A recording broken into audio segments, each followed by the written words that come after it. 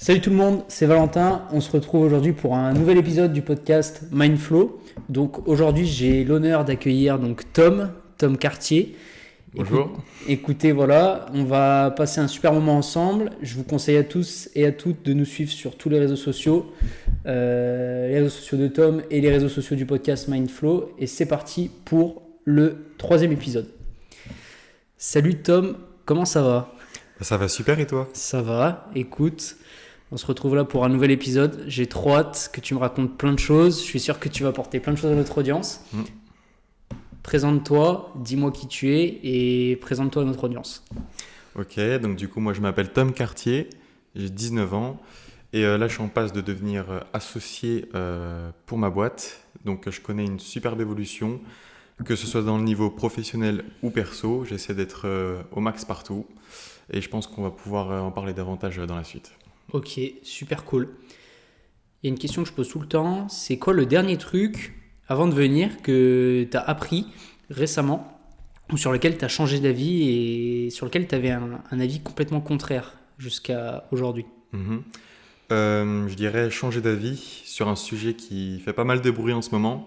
C'est sur la réforme des retraites. Ok, C'est un peu punchy, mais il faut savoir que moi j'étais plutôt favorable à la base sur certains aspects. Je me disais que si on vieillissait plus, on devait travailler plus. Et au final, je me suis rendu compte d'une certaine chose, c'est que le travail, c'était pas forcément le milieu professionnel et c'était pas forcément un plein épanouissement. Donc c'est vrai que ça peut paraître bizarre dit comme ça, mais moi j'essaie d'être épanoui au quotidien dans mon travail. J'essaie de faire ce que j'aime. Ce qui n'est pas forcément le cas de tout le monde malheureusement, et c'est plutôt ça pour la majorité. Donc voilà.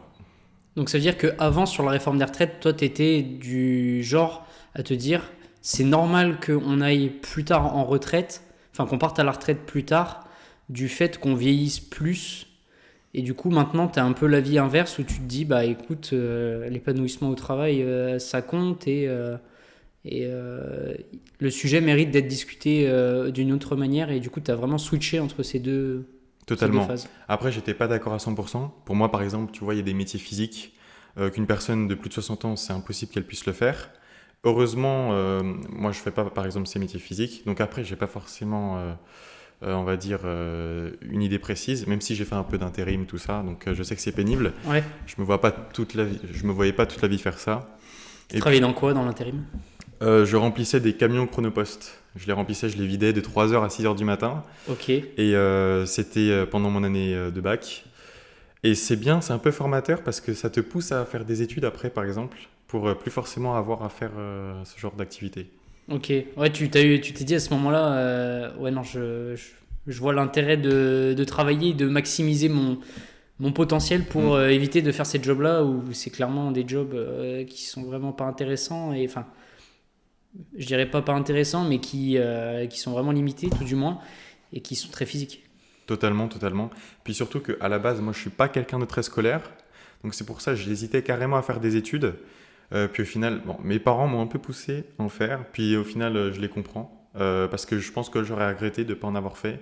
Parce que je pense pas que j'aurais pu en être là où j'en suis actuellement. Et connaître l'évolution que je vais sûrement connaître. Donc au final, je regrette absolument pas les études que je suis en train d'entreprendre. D'accord. Et du coup, tu fais quoi comme études actuellement pour te présenter un petit peu ? Donc là, je suis en école de commerce. D'accord. Je suis à ECM, l'école de commerce et management. Pour l'instant, je pars pour une licence. Je suis en 2e année, comme j'ai 19 ans. J'hésite. Est-ce que je fais une licence ? Est-ce que je vais jusqu'au master ? Je ne sais pas encore. Ça dépend de mes opportunités professionnelles. D'accord. Et donc c'est à Dijon, C'est ça ? je suppose. Ouais. Et du coup, tes objectifs pour faire le lien, c'est quoi tes objectifs pour cette année, donc à court terme, et moyen terme, donc sur 2-3 ans, et tes objectifs long terme, si tu devais en donner plusieurs sur les différentes échéances ? Ok. Donc pour cette année, déjà, je dirais que c'est de m'améliorer dans le domaine professionnel d'abord, c'est de m'améliorer sur l'aspect commercial déjà. Parce qu'il faut savoir que moi, du coup, je suis en alternance également. D'accord. Je suis en école de commerce, mais en alternance. Le lundi, mardi, je suis à l'école. Le reste de la semaine, je suis dans mon entreprise. Donc c'est vrai que le monde de l'entreprise me stimule beaucoup plus. C'est beaucoup plus concret. C'est la pratique contre la théorie. Je privilégie la pratique. Disons que je suis plus enclin à me développer cette année dans le commercial, plus précisément dans la prospection. C'est mon job. Et l'objectif, c'est développer pleinement la boîte dans laquelle je suis. D'accord. Si je devais en retenir un, ce serait celui-là. Et la boîte dans laquelle tu travailles, elle s'appelle comment et c'est quoi son activité? Ça s'appelle la boîte à gestion. C'est un cabinet d'assistance à la boîte. C'est un cabinet d'assistance à la gestion d'entreprise. Pour te la faire court, on fait en sorte que les entreprises se débarrassent de la gestion de leurs papiers, tout ce qui est administratif, etc. C'est très chronophage. Donc ça leur permet de se concentrer pleinement sur leur activité. D'accord. Donc c'est une vente de service en fait, c'est de la vente de service, c'est une prestation Totalement. que vous faites pour les entreprises et c'est tout type d'entreprise ou vous avez un client type qui revient souvent? Globalement, c'est tout type d'entreprise. Ça peut être TPE, PME, le petit artisan du coin, la start-up super innovante. On essaie de travailler avec des start-up sur Paris. C'est super sympa. On évolue en même temps qu'eux. On voit leur évolution. Et il y a vraiment un côté humain là-dedans. Ça, c'est super. Et sinon, on commence à travailler avec les organismes de formation aussi. D'accord. Donc ça veut dire que vous sous-traitez une partie des tâches administratives des organismes de formation, c'est ça? On s'occupe de faire, par exemple, on a un formateur. On va faire toutes ces conventions de formation. On va faire les papiers, etc. On peut s'occuper aussi de la certification que le PIB. Bon, là, on rentre plus dans le détail, mais bref. Tout ce qui peut être très vite chronophage, on s'en charge. Comme ça, le formateur, il se concentre vraiment sur sa formation en elle-même. D'accord, ok. Donc ouais, à destination des formateurs aussi, d'accord, intéressant. Mhm. Du coup, tes objectifs plutôt moyen terme, long terme, ce serait quoi? D'ici environ 3 ans, ce serait déjà de plier tout ce qui est études, de me focus vraiment sur des objectifs pro. Ça, c'est vraiment le premier objectif. Et un autre objectif qui me tient à cœur aussi, donc ça, c'est peut-être plus pour cette année. C'est pas du tout dans le niveau professionnel, mais ce serait de devenir végétarien. Ok, super intéressant. Je suis en train d'entamer cette transformation. En gros, ça fait déjà plus d'1 an que j'ai arrêté tout ce qui venait de l'océan, les poissons, etc. J'ai arrêté tout ça, juste pour souffrance animale. Enfin, ça fait partie un peu de ma personne, donc voilà. Mais je veux pas entrer dans le débat ou quoi. Moi, je laisse libre à chacun de faire ce qu'il veut. Pour moi, c'est limite contre-productif d'obliger quelqu'un ou d'en parler de manière un peu crue. Donc voilà, et puis à terme devenir pleinement végétarien. Voilà. D'accord. Et ça, t'envisages ça, tu fais une transition justement, c'est intéressant d'en parler. Euh, Parce que toi, à la base, tu mangeais de la viande, tu avais une alimentation variée. Et est-ce que du coup, tu fais une sorte de transition progressive? Comment tu procèdes en fait justement dans ta modification d'alimentation? Parce que c'est un changement qui est quand même assez important. Mm. Du coup, tu peux nous expliquer comment est-ce que tu fais cette transition? Bah, totalement, en fait, comme tu as pu le dire juste avant, c'est progressif. J'ai tenté une transition plus brutale et puis je me suis rendu compte que ça fait bizarre, mais la viande, parfois, elle manque. Et du coup, j'essaie de faire quelque chose d'évolutif, en fait. D'accord. Ça va être 2-3 fois dans la semaine maximum. Et puis voilà, tout simplement, j'essaie de me renseigner à côté pour combler aussi les protéines, etc. Parce qu'en plus de ça, je fais du sport, donc il faut se concentrer pleinement sur ça. Mais quelque chose d'évolutif. D'accord. Et à plus long terme, si tu devais fixer un objectif vraiment sur du 5 à 10 ans, même si je sais que c'est pas évident, qu'est-ce que tu pourrais dire par rapport à ça? Euh, je pense que je resterai végétarien parce que l'étape suivante, c'est vegan. Donc là, c'est vraiment arrêter tout type de produits provenant des animaux, donc carrément le lait, les œufs, etc. D'accord. Je pense pas que je puisse arriver jusqu'à ça, honnêtement. Je trouve que ça fait beaucoup, mais je respecte beaucoup les personnes qui font ça vraiment parce que c'est plus compliqué que ça en a l'air. Et d'abord maintenir un régime végétarien déjà, parce que pour l'instant on appelle ça flexitarien, je ne sais pas si tu connais. Ouais, tout à fait, j'ai déjà entendu ce terme. Ouais. Bah on peut me définir comme ça si tu veux. À l'heure actuelle, tu es plutôt flexitarien, si C'est je ça, comprends bien. totalement, ouais. D'accord, C'est ce qui désigne un peu la personne qui est en pleine transition. d'accord. Et si c'est pas indiscret, pourquoi justement cette transition d'un mode de consommation, donc du coup de viande, à un mode plutôt flexitarien et ensuite avec pour objectif de devenir végétarien? Si tu peux nous expliquer un petit peu pourquoi. Disons que cette vocation, elle est venue à l'aube de mes 18 ans, où j'ai eu mon ordi perso, donc c'est là où j'ai pu me documenter sur plein de choses. En partie sur des conditions d'élevage notamment. Enfin, tu tombes sur des vidéos, notamment l'association L214 qui me vient en tête. Je ne sais D'accord, pas si tu en as déjà entendu parler. tout à fait. Et donc du coup, je suis tombé sur des vidéos dans les abattoirs, tout ça. Ça fait un peu... C'est choquant quand on n'est pas forcément préparé. Mais ça permet de réfléchir au moins. Ça permet de prendre conscience et au moins on est au courant. Pour moi, c'est primordial. C'est d'abord l'information et ensuite on laisse à chacun son avis. C'est-à-dire que tout le monde a accès à cette information-là et chacun la traite de la manière dont il le souhaite, c'est-à-dire de dire très bien, j'en suis conscient, mais ça ne m'empêchera pas de continuer à consommer de la viande, si j'ai bien compris. Mm. Ou alors de justement avoir une prise de conscience et se dire, peut-être réduire ma consommation de viande et devenir flexitarien, ou peut-être tendre à un mode de consommation plus végétarien. Totalement. D'accord. Parce que honnêtement, je pense que si l'entièreté des Français voyaient ces vidéos, je pense qu'il y aura un taux de personnes végétariennes qui augmenterait. Parce que parfois on refuse un peu de se dire quand on a la viande dans l'assiette, on évite de penser par exemple à l'animal qui a vécu juste avant tout ça. Enfin moi en tout cas j'essaie de refuser cette idée. Et je pense que si tout le monde arrivait à accepter ça, ça pourrait changer les mœurs un peu. Parce que par moment, quand on dit oui, je suis végétarien, ça peut être perçu de manière un peu péjorative, en disant oh, il est un peu chiant, il met des restrictions, tout ça. Les gens pensent directement au débat, alors que moi, j'ai même pas envie d'être le mec qui casse la tête. Je préviens juste les gens non, non merci, pas ça, et puis voilà. Ok. Ouais, c'est vrai que c'est des sujets, t'as des sujets comme ça, je trouve, qui sont assez stigmatisés maintenant.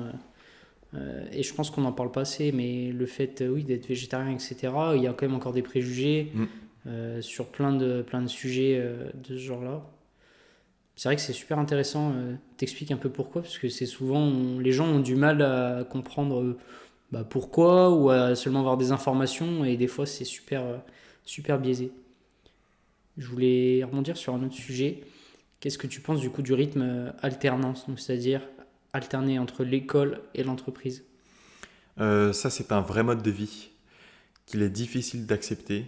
Ça demande beaucoup d'organisation. Parce qu'il faut switch dans la semaine avec des personnes totalement différentes. C'est-à-dire que lundi, mardi, je parle un peu cru, mais je peux me retrouver avec des gens qui n'ont pas forcément d'ambition, qui ne savent pas trop où ils vont. Le mercredi, je vais discuter pendant 1 heure avec un chef d'entreprise qui dirige 50 personnes. Il faut arriver à faire le switch un peu dans sa tête. Mais au final, c'est super intéressant. Et s'il y a des gens là qui nous écoutent et qui réfléchissent un peu à leurs futures études, je leur conseillerais vraiment de prendre des études avec de l'alternance parce que c'est un plus, mais comme pas possible. Encore faut-il tomber sur la bonne boîte.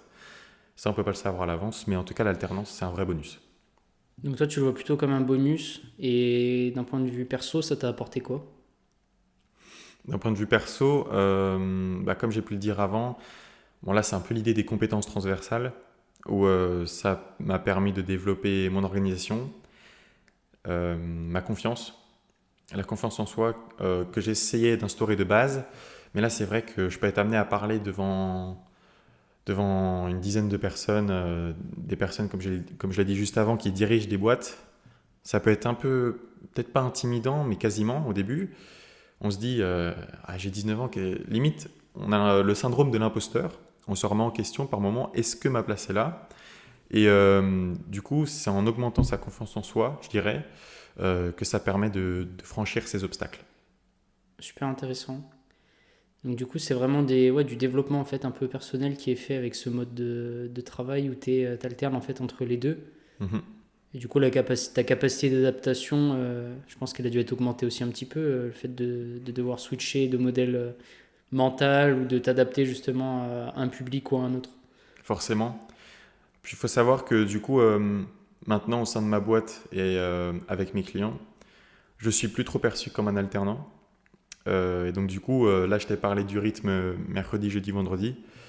Mais maintenant je travaille quasiment les 7 jours de la semaine pour cette entreprise parce que je suis en passe de devenir associé. Donc avec mon associé qui s'appelle Kevin. Donc à la base c'était initialement mon tuteur. Et puis il y a une relation qui s'est instaurée. Je lui ai parlé de mes projets.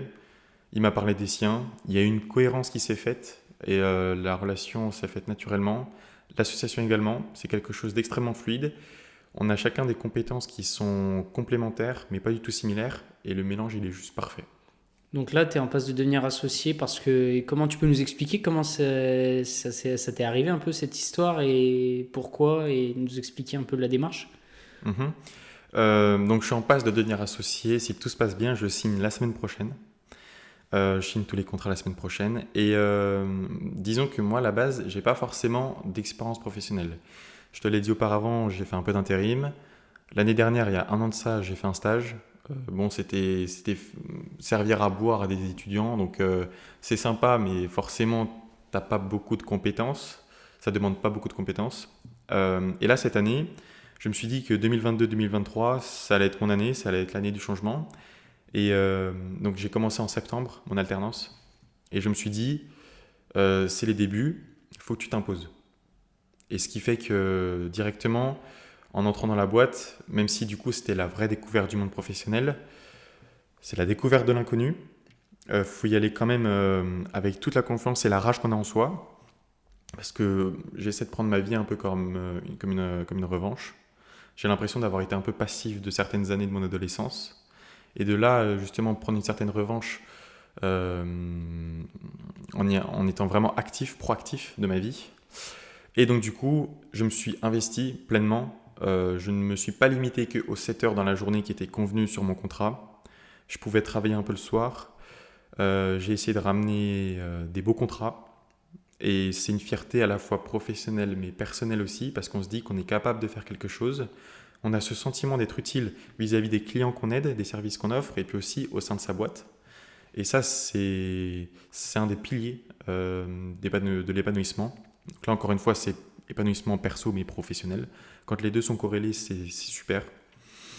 Et puis, j'ai évoqué cette idée avec Kevin, donc mon associé, de perspective d'évolution.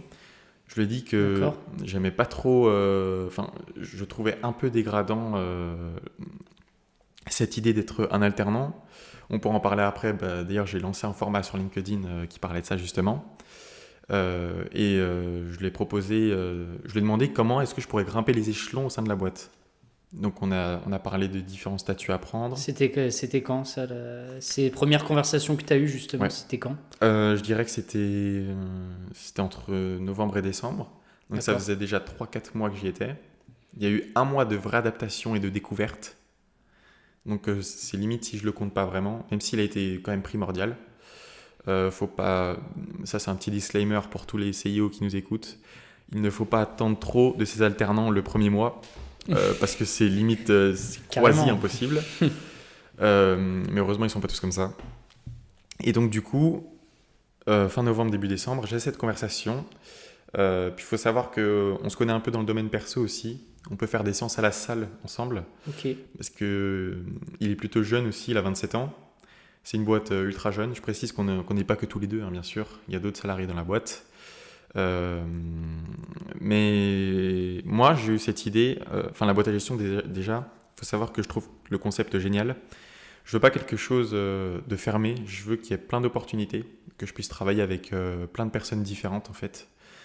Et c'est pour ça que je me suis dit, j'ai l'impression, j'ai trouvé une perle rare là. Il faut que je puisse rester dedans et que je développe ça. J'ai parlé avec Kevin. Je lui ai proposé de développer l'aspect communication, marketing. Et ça a fait un match directement. Et petit à petit, on en discutait tous les jours. Et puis, on a un associé en plus à la base qui s'appelle Anthony et qui a décidé de partir juste parce qu'il avait d'autres opportunités. Et Qui était associé initialement initialement, oui. à ton patron. C'est ça. Je vois un associé qui part, je me dis, ça c'est une place à saisir. Donc c'est là où j'ai proposé. Ça remonte à pas très longtemps, 1 mois et demi, 2 mois. Et tu lui as amené comment justement cette proposition? Est-ce que tu as fait la technique du oui, l'associé est parti, tu sais, en rigolant, tu sais, un peu en rigolant, je pourrais devenir ton associé et tout. Et là, il t'a dit ouais, ouais, non, mais carrément. Et là, tu t'es dit attends, je sais pas si c'est ça ou pas, mais je vois un peu le délire de ce que ça pourrait être. Ça aurait pu faire comme ça, mais j'ai essayé de faire les choses en mode premier degré. Ah, carrément, Ah bah oui. cash. Ouais. Genre, c'est qui veut être mon associé comme l'émission, mais pour de vrai, là, Ah, c'était direct, quoi. Totalement. Bah après, c'est ça qui est bien dans notre relation, c'est qu'on a cette transparence, si tu veux. Ouais, Donc on peut tout se dire et on va pas trop se vexer. Je lui dis, maintenant que l'associé est parti, comment ça se passe? Est-ce que tu comptes reprendre la boîte à 100% tout seul ou est-ce que tu te verrais bien avec un autre associé? Et donc c'est là où il s'est dit j'aimerais pas reprendre la boîte à 100%. Je me suis proposé du coup en disant que j'ai signé pour un contrat de 2 ans, mais je lui ai dit que ça serait beaucoup plus que 2 ans parce qu'on est tous les deux satisfaits du travail de l'autre. Enfin, c'est surtout lui qui est censé être satisfait de moi. Mm. Et puis au final, je l'ai proposé. Il a mis une bonne semaine de réflexion, ce qui est normal, hein. Et au final, il a accepté. Et du coup, ça changerait quoi pour toi concrètement quand si tu signes et que ça aboutit là prochainement, ça va changer quoi sur ton statut et sur ta vision et ta perception du coup et de ton travail sur le quotidien en opérationnel? D'un point de vue financier déjà, il faut savoir que du coup, je vais obtenir 49% des parts de la boîte. Donc ça, c'est surtout des dividendes à la fin de l'année. Donc c'est intéressant quand on connaît le revenu d'un alternant. Même si moi, j'ai la chance d'avoir un salaire variable où je touche des commissions en fonction de mes contrats. Ok. Ça, c'est un symbole de reconnaissance que je conseille à tous les patrons parce que ça fait du bien. Et sinon, c'est vis-à-vis des clients qui ne me verront plus comme un simple commercial. À la base, j'avais l'étiquette de chargé d'affaires, pour être précis. Je souhaite toujours la conserver parce que je me dis que si les gens me voient comme un associé de la boîte à 19 ans, c'est limite si ça peut décrédibiliser. Ouais. Je sais pas ton avis, si tu entends un mec de 19 ans qui est associé d'une boîte, je sais pas ce que tu peux en penser, toi. Bah perso, tu vois, franchement, j'ai un petit moment de bug dans ma tête, Mhm. mais là, à l'heure actuelle, avec le développement je pense que tu le vois notamment sur LinkedIn et sur plein de réseaux Oui, sociaux où ouais, tu as ouais. des jeunes qui ont 15, 16 ans, 17 ans et qui font des trucs de fou. Je me dis au début, what the fuck? Mais après réflexion, je me dis, si le gars il est là, il n'est pas là par hasard. Si Ouais. tu prends vraiment du recul. Et je pense que pour moi, il y a deux types de personnes. Tu as les personnes qui vont le prendre, on va dire, comme la majorité le prendrait, je pense, du style. Putain, qu'est-ce qu'il fait là? Genre, il y a un problème, il y a un bug quelque part. Et moi, je suis plus du côté à me dire plutôt, s'il est là, c'est qu'il y a une bonne raison, tu vois. Et qu'il n'est pas là par hasard. Et que, pareil, ça, c'est un truc que moi, je suis convaincu que justement, on doit donner la chance aux jeunes et de les responsabiliser, de leur donner des responsabilités. Et que responsabiliser quelqu'un, c'est la meilleure manière d'obtenir, pour moi, si la personne en est capable, son plein potentiel. Et Totalement. Ouais. donc voilà, je sais pas comment toi tu le vois.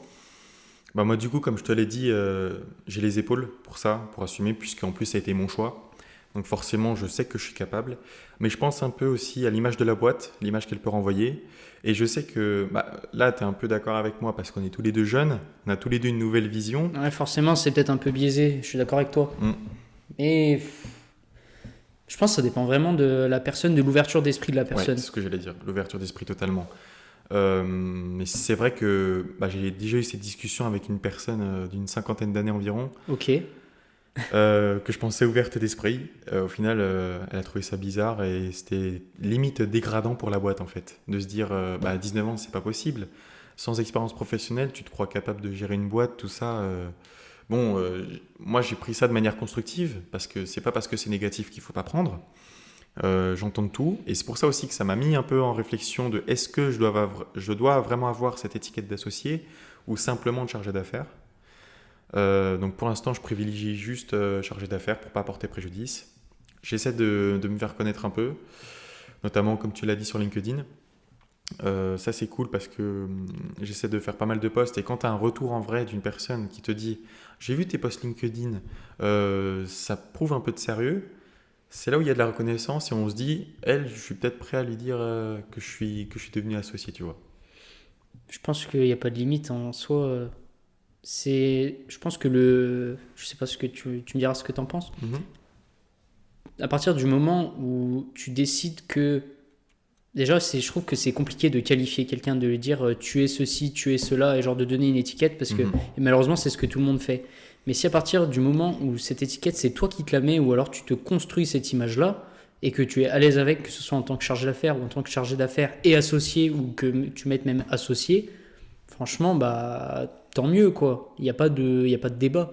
Si toi, tu te sens, à partir du moment où toi, tu es à l'aise avec une certaine étiquette ou une certaine manière dont les gens te perçoivent, j'ai envie de te dire, il faut que tu vois ton intérêt toi aussi dedans, je pense. Je veux dire, si tu as envie d'être qualifié comme ça, tu as le droit parce que juridiquement, tu l'es, tu vois. Donc, pour moi, il n'y a pas de raison. Et il y a le nombre de personnes, on n'en parle pas assez, je pense, mais il y a plein de personnes, et que ce soit des personnes qui ont un certain âge déjà, ou même des jeunes qui ont monté des boîtes à 18-19 ans, et je veux dire, personne ne leur a jamais rien dit. Donc, pour ça, je pense que les gens manquent d'ouverture d'esprit, personnellement. Bah c'est ça, là tu prends un exemple d'une personne qui a monté une boîte. Moi je sais pas pourquoi, mais j'ai cet exemple qui me revient toujours en tête, qui peut prêter à rire, mais je trouve que c'est ultra sérieux. Si je prends Mbappé, le mec a 19 ans qui a mon âge, il marque en finale de Coupe du Monde.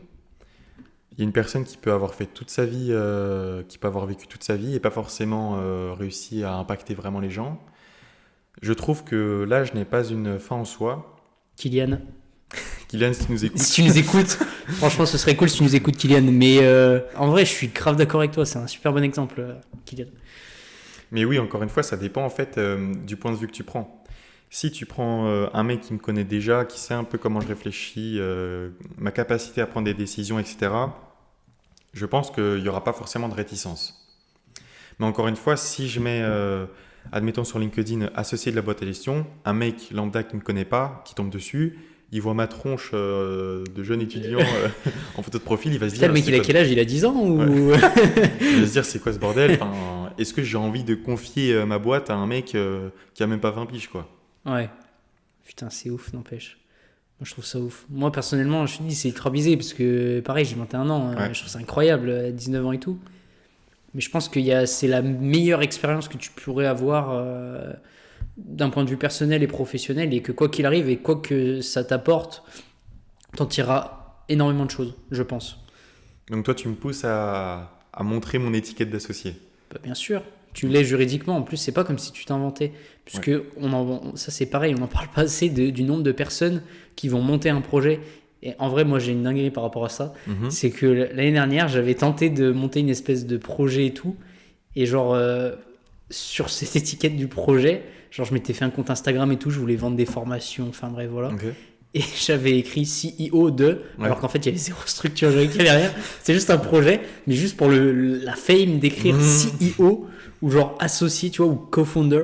Genre, ça, c'est le pire truc. Et tu vois, c'était vraiment dans ce délire-là. Et il y en a plein qui tu vois, genre, sont CEO d'une boîte de une personne ou Ouais, alors. mais totalement, ouais. Ce qui est vrai d'un sens. Mais Oui, si oui. c'est juste pour le montrer, je vois pas l'intérêt.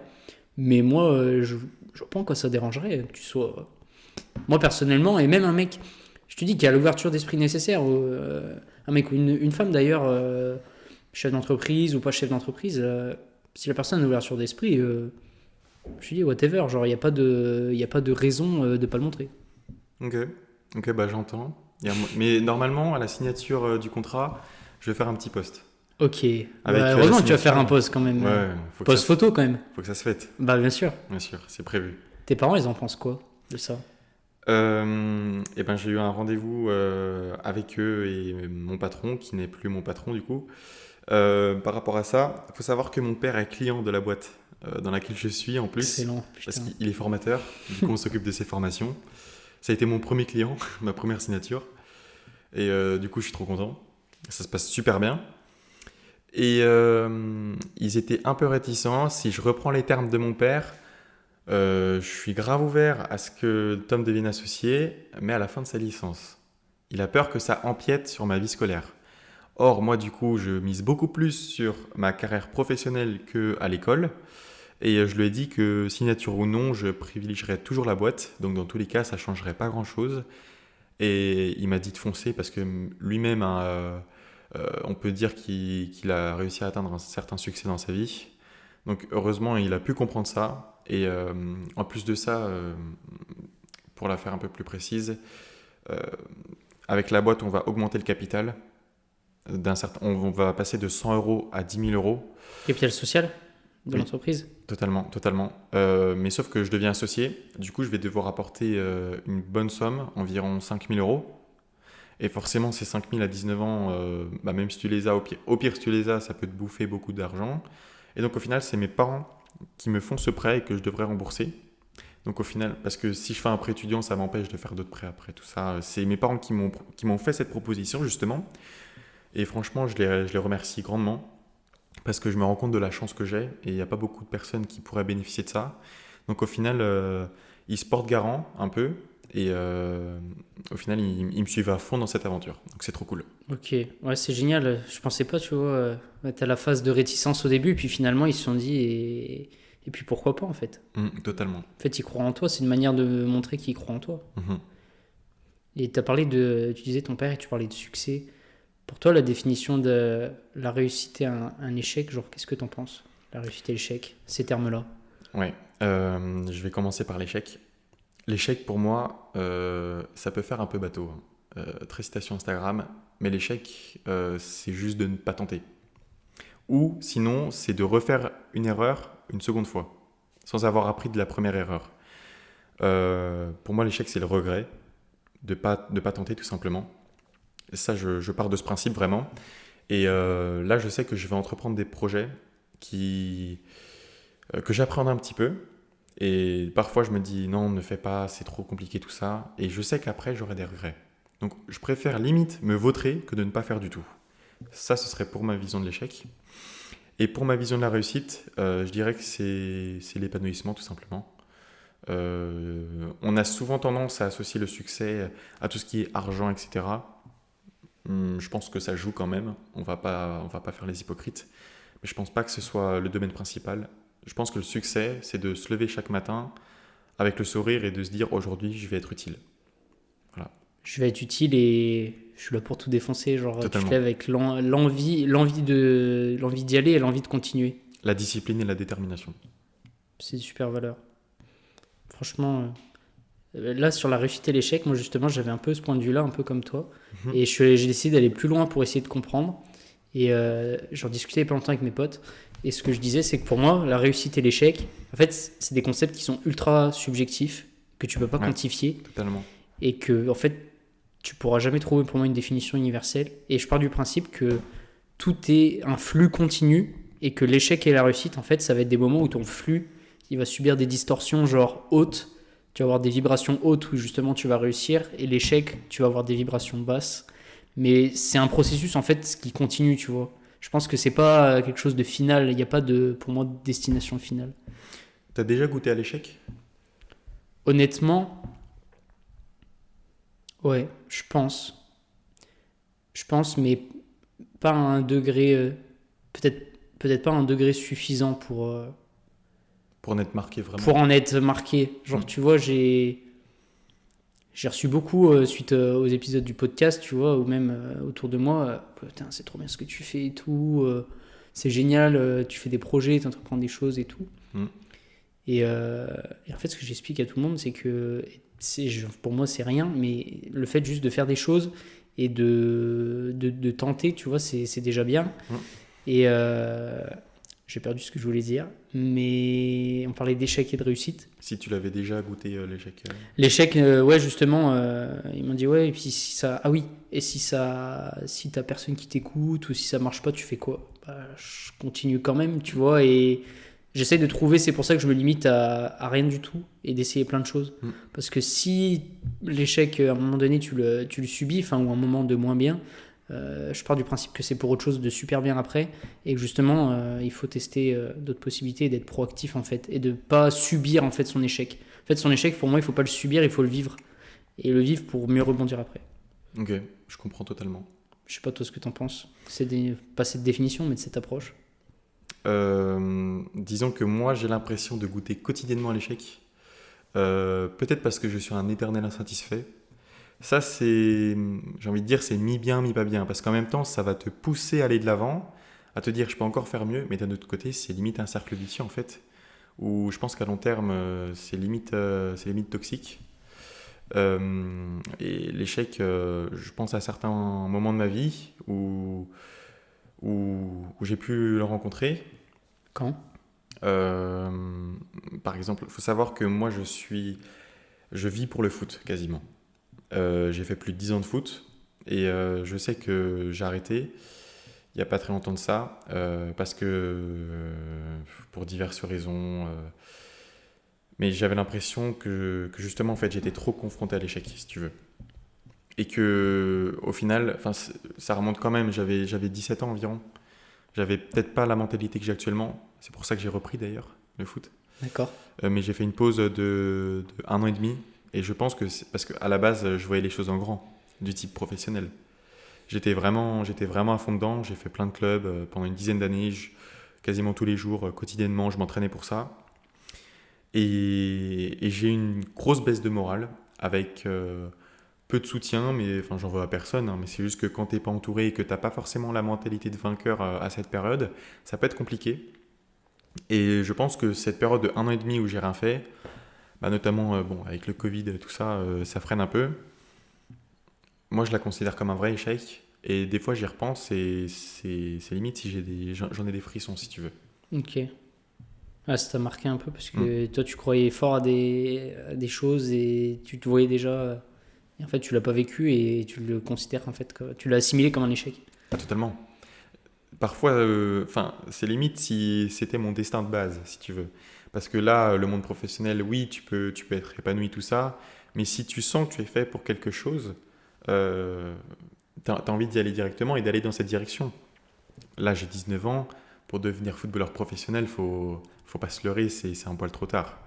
Donc du coup, j'ai l'impression de voir ce rêve s'éloigner de plus en plus. Ça veut dire que dans l'échec, il y a l'acceptation en fait de cet échec, et ça c'est la partie la plus dure. Mais cette acceptation, elle va permettre ensuite de se relever et de trouver différents moyens pour s'en relever, dans quelle direction maintenant je vais aller, maintenant que je peux plus faire une telle chose. Voilà. Et du coup, comment tu fais pour passer cette phase d'acceptation? C'est quoi tes techniques ou alors comment tu vois les choses? Hum, En premier, le temps. Le temps, je pense que tu peux pas conserver un même sentiment éternel. Ça, c'est pas possible. Je pense que la fissure mentale que j'avais est en train de un peu de rétrécir, j'ai envie de dire. Et puis surtout, trouver d'autres centres d'intérêt, trouver d'autres objectifs. Ça permet tout d'abord à l'esprit de s'évader et puis surtout de rester proactif. Super intéressant. Et tu parlais tout à l'heure d'autres projets. Mm.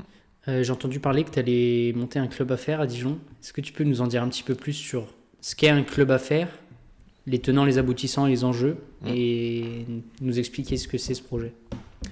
Alors, je lance un club d'affaires, effectivement. Premièrement, un club d'affaires, c'est quoi? On va dire que c'est une grande réunion avec, ça dépend, on va dire une vingtaine de membres. Et chaque membre est représentant d'une entreprise. Ça peut être le dirigeant, ça peut être le commercial de la boîte. L'objectif, c'est d'échanger sur des actualités dans la semaine, sur le développement de sa boîte, et puis d'obtenir le réseau de la personne avec qui on discute. Donc, on va se poser pendant 2 heures. C'est 2 fois dans le mois pour ma part. Et donc, c'est le deuxième et quatrième mercredi du mois. De 17h à 19h, on se réunit tous en forme de U avec des tables. On débat sur différents sujets. Et donc, moi, je suis le président de ce club d'affaires que je lance le 26 avril. Ce club d'affaires qui s'appelle le SUS Affaires. Donc, le SUS Affaires, pourquoi? Parce qu'on est basé à Fontaine-les-Dijon. Et donc, il y a la rivière le Suzon qui passe. Donc, on a combiné le Suzon, le club d'affaires. Je veux quelque chose d'un peu local. Pourquoi pas représenter une entreprise, enfin plein d'entreprises dijonnaises, des personnes qui viennent de se lancer. Je suis peut-être pas en mode requin, si tu veux. Je privilégie du business naturel, où c'est vraiment la sympathie et la convivialité de la personne qui va faire qu'on va faire des affaires de manière naturelle. J'ai pas envie de pousser les gens, j'ai envie d'humaniser un peu mon club d'affaires.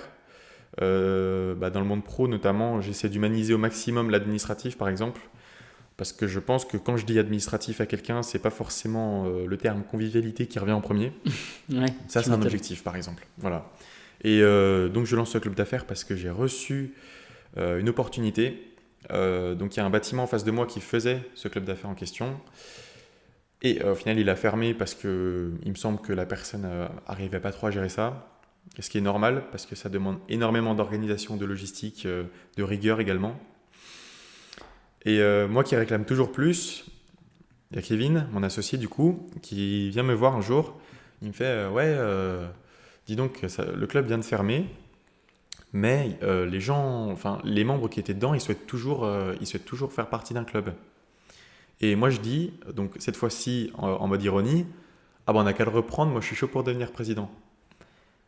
Je me dirige ensuite dans une autre salle pour faire des missions. Je reviens 2 heures après. Kevin me dit, j'ai appelé la big patronne de la région, en gros, qui gère plein de clubs d'affaires dans la Côte d'Or Saône-et-Loire. Et il me dit, on peut commencer quand tu veux, c'est toi le président. Alors sur le, sur le coup, je me dis, c'est pas possible, tu te fous de moi. Bah, carrément. Et il s'avère que non. Donc du coup, j'ai passé des formations pour un peu savoir comment ça allait se dérouler, tout ça, parce qu'il faut quand même tenir les gens pendant 2 heures, arriver à faire du bon réseau. Faut pas qu'il y ait de blanc pendant 2 heures, quoi, hein. Ça veut dire qu'on doit tous se présenter. Il y a une conférence de 10 minutes à chaque fois. La première conférence, c'est moi qui devrais m'en charger. Et puis ainsi de suite, tout simplement. Et donc, avant de débattre de sujets d'actualité, on se lève tous un par un et on doit pitcher sa boîte pendant 1 minute. 1 minute pour pitcher ta boîte. Pas Ni plus, pas moins. Ni plus ni moins. D'accord. Ça, c'est un vrai exercice. Et tu faisais déjà partie de club d'affaires avant ou tu as déjà eu l'occasion d'en Euh, côtoyer? alors oui, j'ai déjà participé à l'inauguration d'un club d'affaires en tant que membre, du coup, logiquement, cette année. Et il faut savoir que du coup, je suis en train de connaître une transition en termes d'aisance à l'oral. J'essaie de travailler un maximum dessus parce que j'aimerais bien, pourquoi pas, faire des conférences plus tard. Là, je travaille notamment sur l'organisation de formation. J'aimerais bien lancer d'ici pourquoi pas l'année prochaine ou d'ici 2 ans, Des formations sur quel sujet du coup? sur les réseaux sociaux. Ok. Comment se mettre en avant. Ok. Mais encore une fois, ça serait sous forme de partenariat avec mon père. Parce que lui, il est dans l'immobilier. Et du coup, il cherche des gens autour de lui pour parler de différents sujets. Et donc, c'est pour ça qu'il y a une vraie relation qui s'installe entre 3 personnes. Donc, Kevin, mon père et moi. Kevin qui est axé un peu fiscal, administratif, tout ça.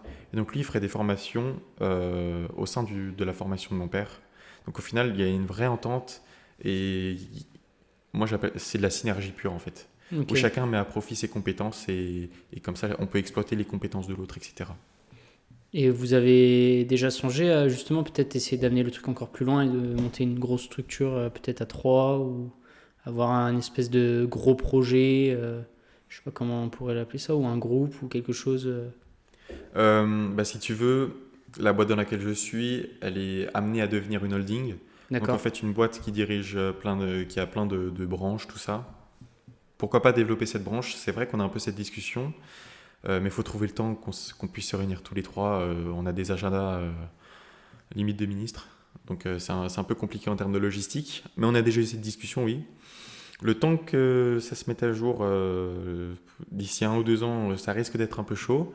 Mais en tout cas, on a plein de projets. D'ici peu de temps, notamment, on peut ouvrir, donc Kevin et moi, un espace de coworking, notamment, D'accord. Sur Dijon aussi? sur Fontaine. Je fais des visites actuellement pour des bureaux.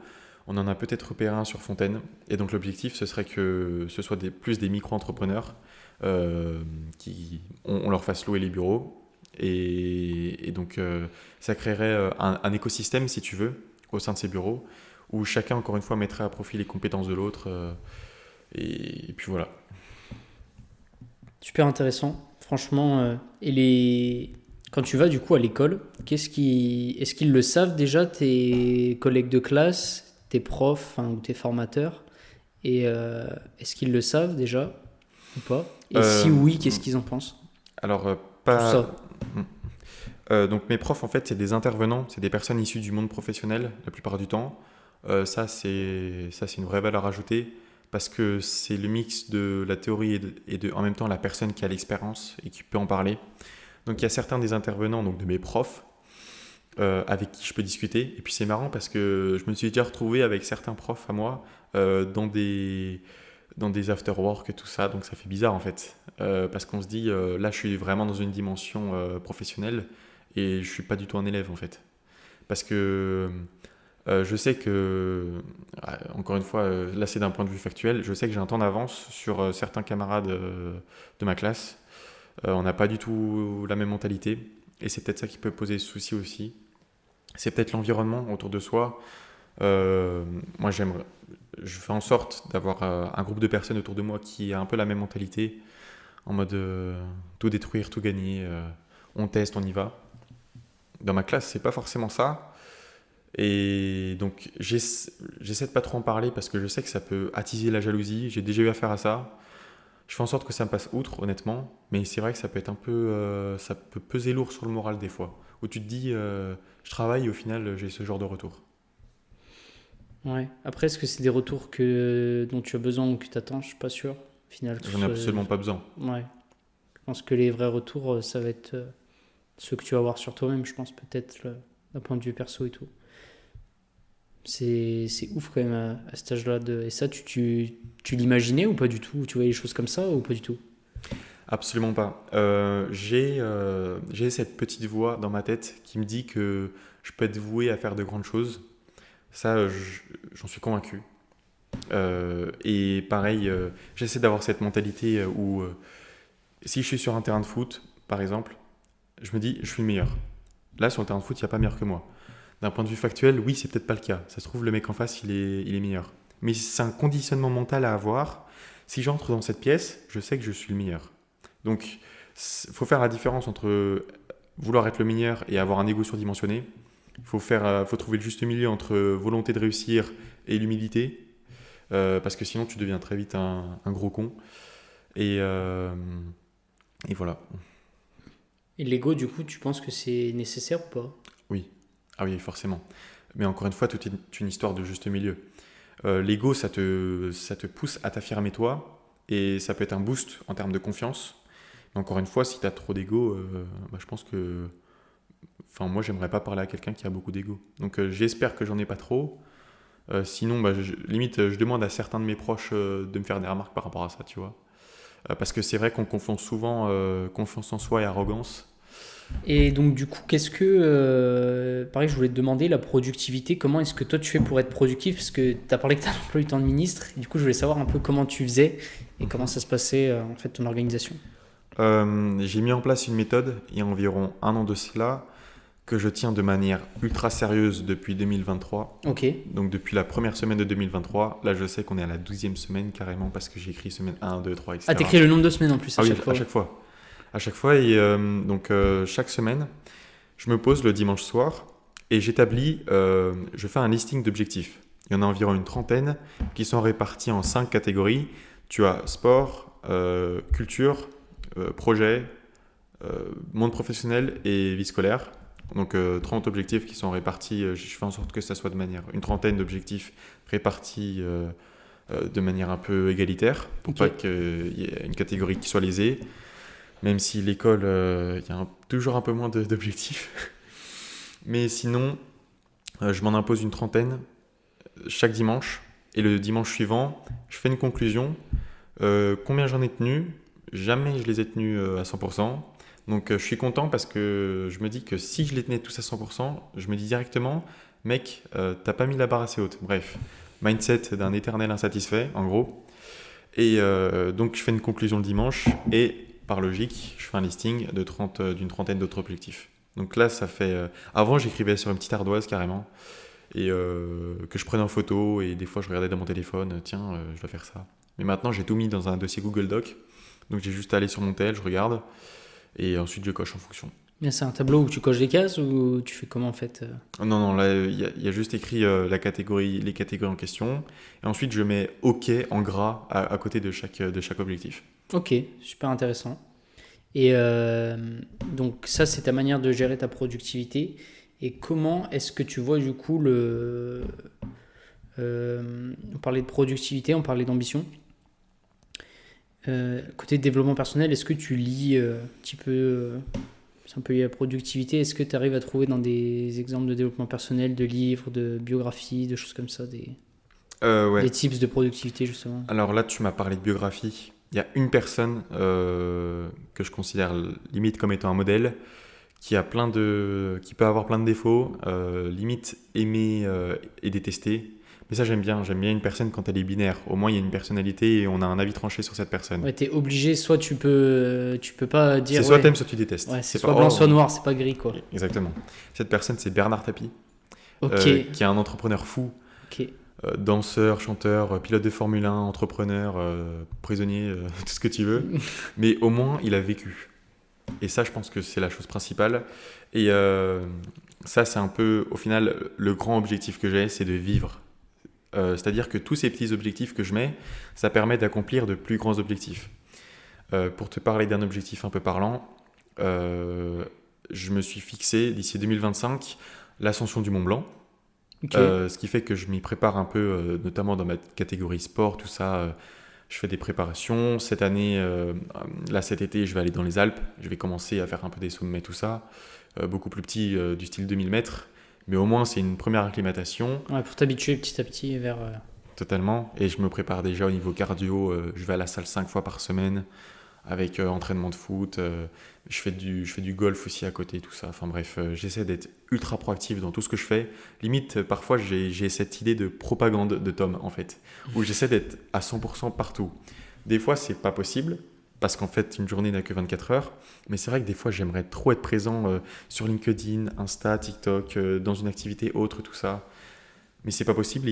J'apprends à faire des choix, au final. Mais en termes d'ambition, du coup, comme j'ai pu te le dire auparavant, et en partie, la lecture, ça m'aide. Là, je suis en train de lire un bouquin où je peux du coup faire le lien nickel avec. Ça s'appelle Latitude Zéro de Mike Horn, l'explorateur, où il raconte qu'il a traversé le globe sur la lignée de l'équateur, si tu veux. Ça me parle beaucoup. C'est un des derniers livres que j'ai lu il y a pas longtemps. Tu l'as lu? Ouais, il est Ah, incroyable. mais il est génial. Là, je suis à la partie où il est dans les Philippines. Ok. Déjà, pour moi, traverser un océan, c'est un truc de ouf. Surtout en Tout voilier, seul. en fait. Ah bah, mais tout seul. Pour moi, l'océan, c'est infini. Et je sais qu'il a traversé la Terre une trentaine de fois, facile, en voilier. Mais là, c'est vraiment ne pas quitter la latitude zéro, pour tous ceux qui n'ont pas lu. Et donc, ça impose de passer par des sommets, par la jungle, désert, etc. Donc ça aide aussi à développer son esprit critique par rapport à l'adaptation, etc. Et on se dit que finalement, le corps humain et le mental, c'est fait pour faire plein de choses et qu'il n'y a pas de limite. Et les seules limites qu'on connaît, c'est celles qui sont dans notre tête, c'est des limites psychologiques finalement. C'est vrai qu'il est hyper inspirant ce livre. Et moi, c'est un livre qui m'inspirait pour autre chose où je m'attendais vraiment pas du tout à ça. C'était un peu la prise de conscience écologique. Parce Je qu'en m'attendais. fait, je suis pas du tout un mec à la base sensible, je veux dire, tu vois, à lire des livres sur ce sujet-là et tout. Mais le fait que ce soit, tu vois, un aventurier comme lui qui a fait le tour du monde, qui a vu du coup plein de pays, plein de situations différentes, plein de contextes différents, où je me suis dit, wow, c'est fou, en fait, il a remarqué des dégradations au fur et à mesure de ses explorations et au fur et à mesure qu'il a fait le tour, il s'est rendu compte que il y avait un vrai problème, quoi. Et toi, t'en penses quoi justement un peu de l'écologie et tout ce qui englobe l'écologie de manière générale? Là, pour rebondir un peu sur tes propos, c'est vrai que Mike Horn, c'est un super exemple. Parce que par exemple, il a fait plusieurs expéditions au pôle Nord notamment. Il en a fait une en 2006 et une en 2019 aussi, où il a failli mourir d'ailleurs. Bref. Et il a parlé du fait de la dégradation de la banquise que la glace fond tout simplement. Et là, encore une fois, on ne peut pas remettre en question ces propos parce que c'est factuel. C'est-à-dire que c'est factuel, les faits sont là et tu ne peux pas contredire ça. Et ce qui fait qu'au final, parce que son objectif, c'est pas d'alarmer sur le réchauffement climatique, mais c'est juste de dire les choses de manière factuelle. Et Regardez ce qui se passe. c'est là où tu prends conscience en fait. Et donc du coup, c'est en partie lui qui m'a un peu, comme toi du coup, qui m'a élevé une conscience écologique. Mais moi, ça commence à vraiment se développer, notamment par un régime végétarien, mais aussi par d'autres démarches. Clean walk, donc marche propre, où le principe c'est de faire une marche dans son quartier, tu ramasses tous les déchets que tu trouves. J'essaie de mettre ça sur TikTok un peu. J'avais lancé un concept, un like égale un déchet ramassé. Ça veut dire, j'avais fait un TikTok qui avait genre 170 likes. Du coup, j'avais ramassé 170 déchets avec une preuve à l'appui du coup. Et tu les as ramassés, t'as ramassé 170 déchets, t'as réussi à Ah oui, ramasser oui. 170. Oui, Et oui. facilement ou... Oui, c'est d'ailleurs dommage facilement. Mais des déchets, ça peut être un mégot de cigarette par exemple, tu vois. Ouais, Peu ouais, non, mais importe. je vois. Ouais, ouais. Tant que c'est par terre, mais j'ai trouvé tout. Et je poste la vidéo sur TikTok et je montre aussi que je les ramasse les déchets. Je montre les seaux remplis, tout ça. J'ai une pince, j'ai des gants, je fais de la pêche à l'aimant aussi, tout ça. J'essaie d'avoir. Là, t'as du matériel en plus, ouais, pour... Ah bah bien sûr. Ah bah Ok. oui. J'ai investi un petit peu parce que c'est une passion et puis encore une fois, ça revient un peu dans cette notion de se sentir utile. Ouais, genre tu te dis, ça peut paraître, il y en a qui vont se dire ça peut paraître rien, mais au final ça fait quand même quelque chose de... c'est toujours mieux que rien que d'être passif.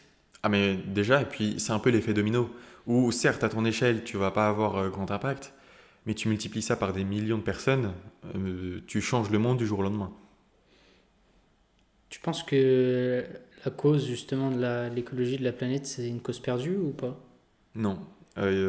Pour moi, c'est pas perdu. Si ça l'était, on serait même pas là à en parler. Je pense que j'aurais même pas cette conviction. Tu peux pas avoir de conviction pour quelque chose qui est voué à l'échec. Il y aura forcément des conséquences avec tout ce qui a pu se passer lors du siècle dernier. Enfin, il y a 2 siècles de cela avec la révolution industrielle notamment. Faut accepter ça, pardon. Tout ce qui est disparition des espèces, la hausse des températures, etc., des endroits qui ne seront plus vivables, ça va venir avec le temps. L'objectif étant de réduire au maximum les conséquences, tout simplement. Ah, le chat est en train de s'incruster sur le podcast. Si tu peux partir, ce serait cool. Il y a peut-être un avis. T'as peut-être un avis sur l'écologie, toi, ou pas? Bah, lui, justement, il mange du poisson et il refait la chance en plus. Allez. Et du coup, pour finir, je voulais te demander un dernier truc. Quel est le genre d'invité que tu aimerais voir justement sur ce podcast et sur quel type de sujet? Et sur quel type de sujet tu aimerais l'entendre débattre, que ce soit un homme, une femme, ce serait qui et ce serait qui et sur quoi? Pourquoi pas une femme? Parce qu'il me semble qu'il y a eu pas mal de mecs dans les podcasts déjà. Donc pourquoi pas ramener un peu de féminité dans tout ça? Ouais, j'avoue. Et enfin après, c'est pas une obligation. Pour moi, il faut plutôt que ça se fasse de manière naturelle et pas inviter une femme pour inviter une femme. Mais sinon, on en parlait juste là, quelqu'un qui a un peu un sens écologique ou sportif. Donc pour l'écologie, ça peut être soit un militant ou soit plutôt, comme on est un peu dans ce délire d'entrepreneuriat, quelqu'un qui veut ou qui a monté une boîte à destination environnementale. Ça, ce serait super intéressant. C'est vrai qu'en plus, on en a de plus en plus. Enfin, toi qui es un petit peu dans ce domaine-là, c'est vrai qui maintenant connaît beaucoup de choses. J'ai remarqué qu'il y a quand même de plus en plus de boîtes qui se développent dans ce sens-là, notamment des startups où il y a des investissements qui sont faits pour aider des boîtes justement à développer, à résoudre des problèmes écologiques profonds. Ouais, ce serait super intéressant. Je pense que je vais le noter pour les prochains épisodes. Écoute Tom, merci beaucoup d'être venu, c'était génial. Je pense que notre audience, elle a appris encore plein de choses et comme quoi, à 19 ans, on est capable de faire beaucoup plus de choses qu'on ne le pense et que notre vie, elle ne se résume pas à juste notre travail, juste faire une chose. Et écoute, merci beaucoup. Merci à toi pour l'invitation. Ça m'a fait plaisir de parler de moi un peu. Et puis, si les gens peuvent en retirer du positif, s'ils ont un retour, moi, je suis curieux. Voilà. N'hésitez pas à faire justement vos retours. Merci à tous ceux qui nous écoutent. En tout cas, on a passé un super moment. J'espère que vous aussi. Et écoutez, on se dit à très bientôt pour un nouvel épisode. N'hésitez pas à aller suivre Tom du coup sur tous ses réseaux sociaux et à suivre de près sa signature qui ne devrait pas tarder. Semaine prochaine. Et puis, n'hésitez pas à donner votre avis sur Spotify, mettre un like sur YouTube, regarder la vidéo et on vous dit à très bientôt pour un nouvel épisode du podcast Mindflow. Salut tout le monde.